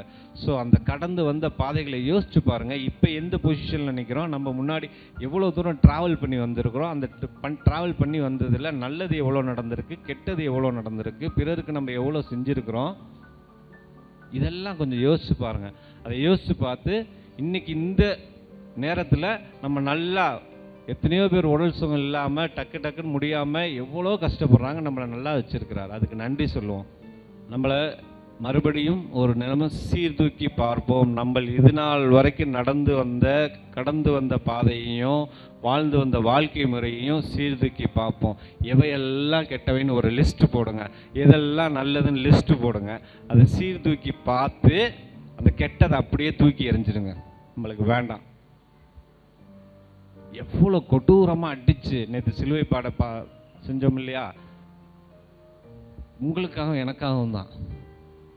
அந்த கொக்கி இருக்குல்ல, இந்த சாட்டை கொக்கி மாதிரி இருக்கும். பேஷன் ஆஃப் கிரைஸ்ட் படம் பார்த்தீங்கன்னா தெரியும். அதை அப்படி அடிப்பாங்க, அந்த ஒரு 5 கொக்கி அப்படி சதையை பிடிச்சி இழுத்து பிச்சுக்கிட்டு வரும். இதெல்லாம் யாருக்காக? அவருடையவர்களுக்காக. இழந்து போனார் இல்லையா, அதை தேடி வந்திருக்கிறார் அவர்களுக்காக. ஸோ நம்மளுக்காக தான் அது.